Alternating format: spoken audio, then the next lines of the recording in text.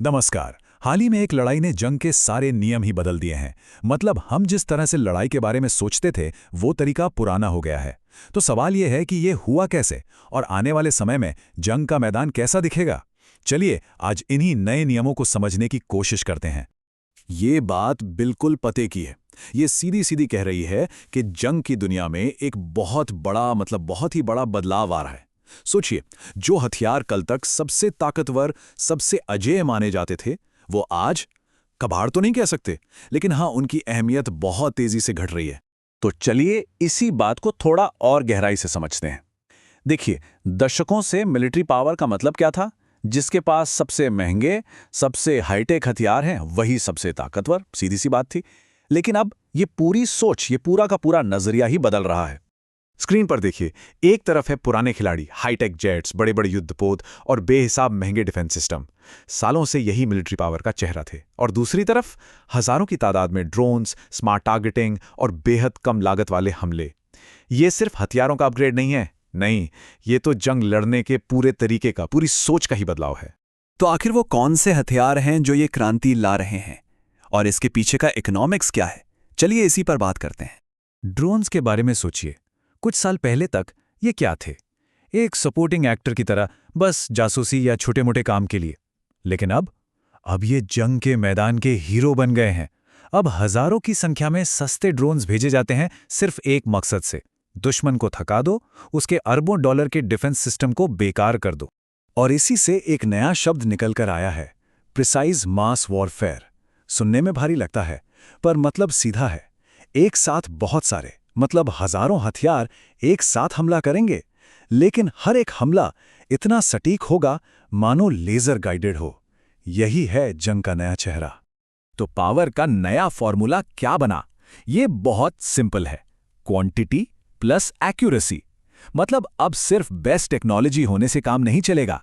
असली पावर इस बात में है कि आपके पास वो टेक्नोलॉजी कितनी बड़ी तादाद में है और आप उसे कितनी सटीकता से इस्तेमाल कर सकते हैं।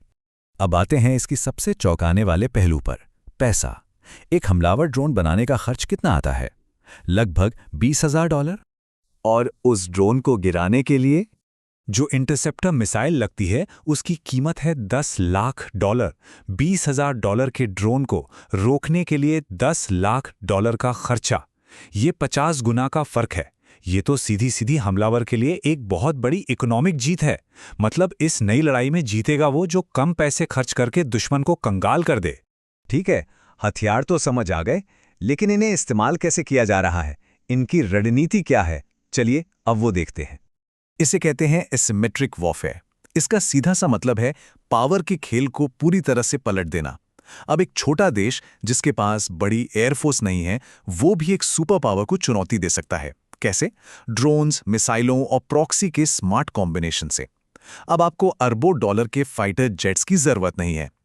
और इसके लिए एक बहुत ही स्मार्ट, एक लेयर्ड अटैक सिस्टम का इस्तेमाल होता है। स्टेप 1, पहले सस्ते ड्रोन्स का एक पूरा झुंड भेजा जाता है। इनका काम दुश्मन के एयर डिफेंस को कंफ्यूज करना है, उसे बिजी रखना है। स्टेप 2, और जब डिफेंस सिस्टम उन ड्रोन से लड़ने में उलझ जाता है, ठीक उसी वक्त पीछे से ज्यादा पावरफुल मिसाइलें आती हैं और अपना असली काम करती हैं।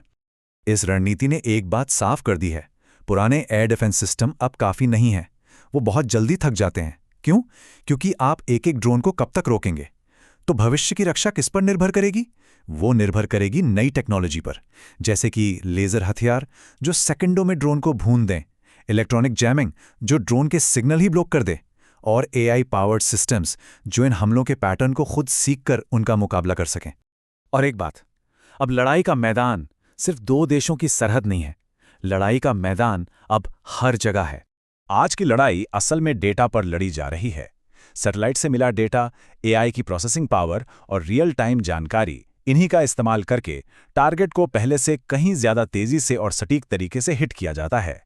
मतलब अब लड़ाई सिपाही बनाम सिपाही की कम और एल्गोरिदम बनाम एल्गोरिदम की ज्यादा हो गई है। ये 2 डेटा प्रोसेसिंग सिस्टम्स के बीच की जंग है। जिसका एल्गोरिदम ज्यादा स्मार्ट है, जीत उसी की होगी। और इसका एक और नतीजा है, अब टारगेट सिर्फ फौजी अड्डे नहीं रहे, टारगेट लिस्ट बहुत लंबी हो गई है। तेल की refinery, shipping lanes, supply chain, power plant, पुल, मतलब वो हर चीज जो किसी देश की रीढ़ की हड्डी है। मकसद अब सिर्फ सेना को हराना नहीं, मकसद है पूरे देश की कमर तोड़ देना। और इसी वजह से लड़ाई का मकसद भी बदल गया है। पहले क्या होता था? जल्दी से जीतो और घर वापस आओ। लेकिन अब मकसद है दुश्मन पर लंबे समय तक दबाव बनाए रखना, इकोनॉमी तौर पर भी और मनोवैज्ञानिक तौर पर भी, चाहे इसमें सालों लग जाएं। तो इन सब बातों को अगर एक साथ जोड़कर देखें तो भविष्य की जंग की कैसी तस्वीर उभरती है। चलिए अब फाइनल बातों पर आते हैं। आने वाले समय की लड़ाइयों की पहचान क्या होगी?